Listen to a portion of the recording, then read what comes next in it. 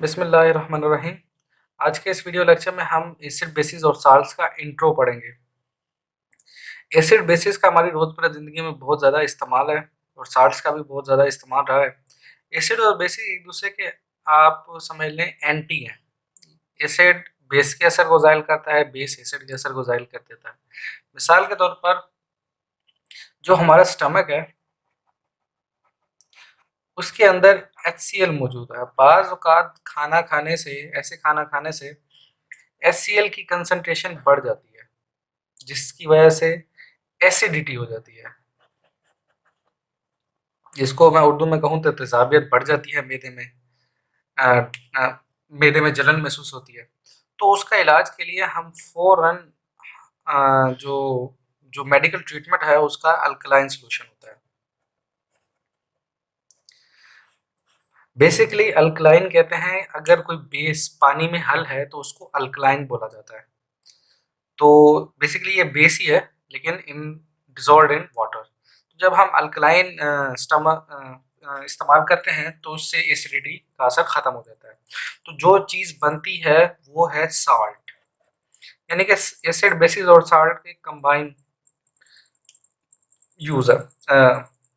जहाँ एसिड और बेस आपस में रिएक्ट करते हैं तो सॉल्ट बन जाता है और ये यूज़फुल साल्ट हमारे जिस्म में मुख्तलिफ मकासद में इस्तेमाल हो जाता है। सबसे पहले तो हम एसिड्स के बारे में पढ़ेंगे।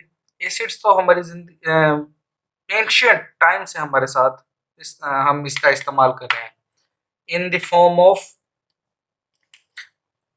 Acidic acid. एसिडिक एसिड मौजूद होता है विनेगर में। विनेगर को हम काफ़ी अरसे से एंशिएंट टाइम से इस्तेमाल कर रहे हैं। जो ग्रीक्स थे वो जब वाइन लेते थे और वाइन को जब वो एक प्याले में डाल के उसे हवा में छोड़ देते थे, कुछ अरसे बाद हवा में मौजूद बैक्टीरिया उसको विनेगर में तब्दील कर देते थे। ये उसका उस तरह पता लगाते थे कि उसका जायका बहुत खट्टा हो जाता था, क्योंकि विनेगर का जायका जो टेस्ट होता है वो खट्टा होता है, इसलिए हम इसे खानों में इस्तेमाल करते हैं। विनेगर में बेसिकली आजकल 4% एसिटिक एसिड मौजूद होता है और बाकी वाटर होता है, और इतना एसिटिक एसिड भी खानों को जायका देने के लिए काफ़ी है।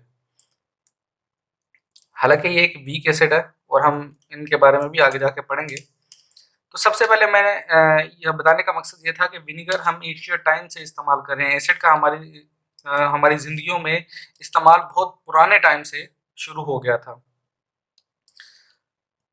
हम इसका वाइन को ख़मीर लगाते थे बैक्टीरिया की, जिसकी वजह से हमारे पास एसिडिक एसिड हासिल हो जाता था। फिर बाद में आए मुस्लिम साइंटिस्ट जिनका नाम था जाबिर बिन हयान। ये वो साइंटिस्ट थे जिन्होंने 3 एसिड्स हमें दिए।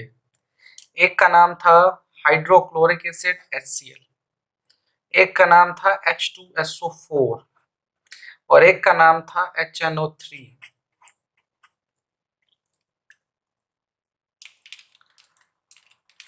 ये एसिड्स उन्होंने दरियाफ्त किए, उन्होंने इसकी तैयारी हमें बताई और आज तक हम इसे इसी तरीके से तैयार कर रहे हैं।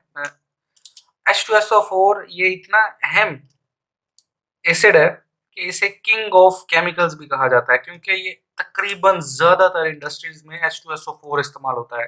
यानी कि जाबिर बिन हयान का हमें एहसानमंद होना चाहिए कि उसने एक अहम इम्पोर्टेंट एसिड्स हमें दिए। ये तीनों ही मिनरल एसिड्स हैं, यानी कि ये नेचुरली मिनरल से तैयार किए जाते हैं। इसको नमक का तेजाब, इसको गंधक का तेजाब और इसको शौर्य का तेजाब उर्दू में कहा जाता है। तो ये उन्होंने तैयार करके दिए जाबिर बिन हयान ने। इसके बाद जो साइंटिस्ट आए वो थे लवाइजर। ये तकरीबन 1787 में आए गालिबन, जहाँ तक मुझे याद पड़ता है। तो इस पीरियड में आकर उन्होंने हमें ये बताया, उनकी ये ऑब्जर्वेशन थी कि जो बाइनरी कंपाउंड्स हैं ऑक्सीजन के वो एसिड हैं, उस वक्त हम, चूंकि जाबिर बिन हयान ने जो एसिड दरियाफ्त किए थे, आज तो हम उसे HCl, H2SO4, HNO3 कहते हैं ना, पहले उसके ये नाम नहीं थे, ना हमें उनके फार्मूले पता थे, ना हमें ये पता था कि एलिमेंट क्या है, और ना जाबिर बिन हयान को ये पता था कि उसमें हाइड्रोजन मौजूद है और क्लोरीन मौजूद है। बस वो एक तेजाब तैयार किए थे और उनको उन्होंने नाम दे दिए थे। तो लेवाइजर इसलिए मैं कह रहा हूँ, ये मैंने इसलिए कहा क्योंकि लेवाइजर ये नहीं जानते थे कि ये जो तेजाब है उनके फार्मूलाज ये हैं, उनमें हाइड्रोजन मौजूद है। तो इन्होंने, लेवाइजर ने क्या कहा, लेवाइजर ने ये कहा कि जो कंपाउंड है बाइनरी, ये लेवाइजर ने कहा जो बाइनरी कंपाउंड्स हैं ऑफ ऑक्सीजन,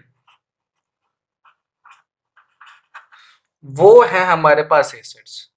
उन्होंने मिसाल दी CO2 की, SO2 की, और ये वाकई ही एसिड्स हैं, अपनी इस कंडीशन में नहीं, लेकिन जब इन्हें पानी में हल किया जाता है तो ये वाकई ही एसिड बन जाते हैं। तो उन्होंने इसी ऑब्जर्वेशन को इस्तेमाल करते हुए उन्होंने कहा कि ये जो हमारे पास जो एसिड्स आ रहे हैं उनमें ऑक्सीजन लाजमी है और वो बाइनरी कंपाउंड्स हैं। यानी कि अगर बाइनरी कंपाउंड बेसिकली ऐसे कंपाउंड्स होते हैं जिनमें दो एलिमेंट्स मौजूद होते हैं। मिसाल के तौर पर इस कंपाउंड में कार्बन और ऑक्सीजन, ये दो एलिमेंट्स मौजूद हैं और ये बाइनरी कंपाउंड बन जाता है। तो लेवाइजर का यही कहना था कि जो बाइनरी कंपाउंड है ऑक्सीजन के, जिनमें ऑक्सीजन शामिल है, वो एसिड्स हैं। और किसी हद तक ये बात दुरुस्त भी थी। लेकिन इसके बाद सर हम्फ्री डेवी आए और उन्होंने ये बताया कि कुछ एसिड्स ऐसे भी हैं जिनमें ऑक्सीजन नहीं मौजूद, लेकिन वो फिर भी एसिड है।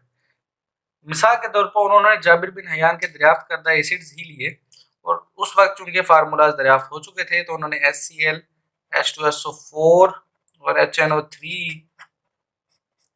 को में उनके फार्मूलाज में देखा कि इन तीनों में ऑक्सीजन कॉमन नहीं है। इन तीनों में जो चीज कॉमन है वो है हाइड्रोजन। तो उन्होंने कहा कि हर वो एसिड कम हर वो एसिड होता है, हर वो केमिकल एसिड होता है जिसमें हाइड्रोजन मौजूद होती है, या हाइड्रोजन रख लें, या उन्होंने ये कहा कि एसिड के लिए हाइड्रोजन जरूरी है, ऑक्सीजन नहीं। तो लेवाइजर, हम ये जानते हैं कि CO2 भी जब पानी में हल होती है तो एसिड बन जाती है, लेकिन कैसे, इसमें तो हाइड्रोजन है ही नहीं। लेकिन अगर हम इसे पानी में हल करें तो हम देखते हैं कि CO2 जब H2O के साथ रिएक्ट करती है तो हमारे पास जो एसिड बनता है H2CO3 बन जाता है, इसमें भी हाइड्रोजन शामिल हो गई। इसी तरह SO2 में भी ऐसे ही होता है, तो उसमें हाइड्रोजन आ जाती है। बेसिकली CO2 बेसिकली खुद एक एसिड नहीं है, जब उसे पानी में हल किया जाता है, इस तरह वो बारिश के पानी में हल होती है तो वो तेजाबी बारिश बन जाती है। इसी तरह जब सॉफ्ट ड्रिंक की बोतल में हम जब कार्बन डाइऑक्साइड डालते हैं तो वो कार्बोनिक एसिड की शक्ल में हमें जायका देती है, क्योंकि एसिड का जायका, बेसिकली जो एसिड का जायका होता है वो होता है सोर टाइप, खट्टा किस्म का जायका होता है, लेकिन उसमें कुछ दूसरे फ्लेवर्स डाले जाते हैं जिसकी वजह से उसका टेस्ट बढ़ जाता है। तो बेसिकली बात ये बतानी थी कि हम्फ्री डेवी ने अपनी ऑब्जर्वेशन से हमें ये बताया कि जो एसिड का बुनियादी एलिमेंट है वो ऑक्सीजन नहीं है, वो है हाइड्रोजन। और उन्होंने लेवाइजर के बताए हुए एसिड्स को भी उन्होंने इसी तरीके से परखा। उसके बाद हमें मेटेलिक ऑक्साइड्स का भी पता चला जो कि बेसिस हैं। मिसाल के तौर पर MgO को जब हम पानी में हल करते हैं तो ये अल्कली बन जाता है और इसकी प्रॉपर्टीज वही हैं जो एक बेस की हैं। तो हमें ये पता चला कि metallic oxide basically basic properties रखते हैं जब उन्हें पानी में हल किया जाता है। इसके बाद हम जनरल प्रॉपर्टीज पर चलेंगे एसिड और बेसिस की। यहाँ पर सफा खराब हो गया तो हम नए सफे पर चलते हैं।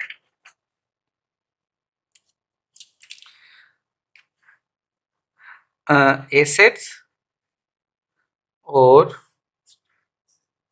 बेसिस।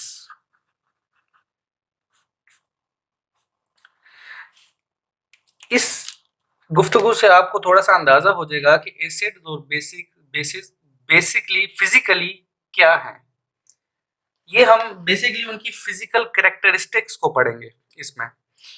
बेसिकली एसिड्स जो होते हैं वो क्रोसिव होते हैं, बेसिव बेसिस जो होती हैं वो नॉन क्रोसिव होती हैं। नॉन क्रोसिव बट जो कंसंट्रेटेड कंपाउंड्स हैं जैसे NaOH, these are corrosive too. Corrosive का मतलब होता है कि अगर आप स्किन पर वो चीज डालें तो वो आपको जलन महसूस होती है। आप तेजाब को जब हाथ पे डालेंगे तो आपको वो स्किन जल जाएगी, इसको क्रोसिवनेस कहते हैं। तो एसिड तो क्रोसिव ही होते हैं, इवन के जो वीक एसिड्स भी होते हैं वो भी थोड़े थोड़े क्रोसिव ही होते हैं। दूसरी इसकी प्रॉपर्टी है जो बहुत ही आम है कि ये इनका टेस्ट जो होता है वो सोर होता है और इनका टेस्ट होता है वो बिटर होता है। सोर मतलब खट्टा और बिटर मतलब सॉरी नहीं सॉरी सोर सही है, सोर मतलब खट्टा और बिटर मतलब कड़वा। तो बेसिस का जायका बेसिकली कड़वा होता है और इस ये साबुन में बेसिस भी इस्तेमाल होती है, इसलिए साबुन का जायका कड़वा होता है। और जिस तरह साबुन को छूने पर फिसलन महसूस होती है क्योंकि उनमें बेस इस्तेमाल होता है, इसलिए ये बेस की ये प्रॉपर्टी है कि ये इनको छूने पर फिसलन महसूस होती है। तो पहली प्रॉपर्टी क्रोसिव थी, ये नॉन क्रोसिव है, ये सोर है, ये बिटर है। तीसरी जो प्रॉपर्टी है वो ये है कि ये अगर ब्लू लिटमस पेपर है तो ये उसको टर्न करवा देंगे रेड लिटमस में। मिसाल के तौर पर अगर आप ये एसिड आपने डाला हुआ है, इसमें एसिड है और आप एक लिटमस पेपर लेते हैं जिसका कलर जो है मेरे पास ब्लू है। जब मैं इसके अंदर डालूंगा, डिप करूंगा, तो जो चीज मेरे पास बाहर आएगी वो रेड होगी क्योंकि मैंने थोड़ा सा डाला था, बाकी तो ब्लू ही है ना। तो इतना हिस्सा डाला था वो रेड हो गया। तो बेसिकली ये ब्लू लिटमस पेपर को रेड कर देते हैं। ये इनकी पहचान का बेहतरीन तरीका है। अगर आपने ये पहचाना है कि कोई केमिकल एसिड है तो हम ब्लू लिटमस पेपर उसमें डालेंगे तो वो रेड में कन्वर्ट हो जाएगा। और इसकी प्रॉपर्टी इसका उल्ट है कि अगर हम रेड लिटमस इसमें डालेंगे तो ये उसको ब्लू में कन्वर्ट कर देगा।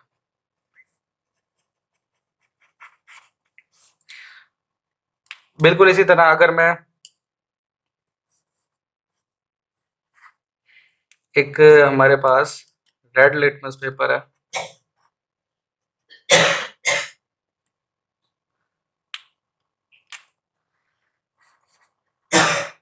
अगर इसमें अंदर डालता हूं तो मेरे पास जो चीज आएगी वो ब्लू होगी और थोड़ा सा ये बाहर, क्योंकि जहां से तो मैंने पकड़ना है तो ये थोड़ा सा रेड ही रह जाएगा, यानी कि रेड को ये ब्लू में कन्वर्ट कर देगा। ये बेसिस की पहचान है जनरल।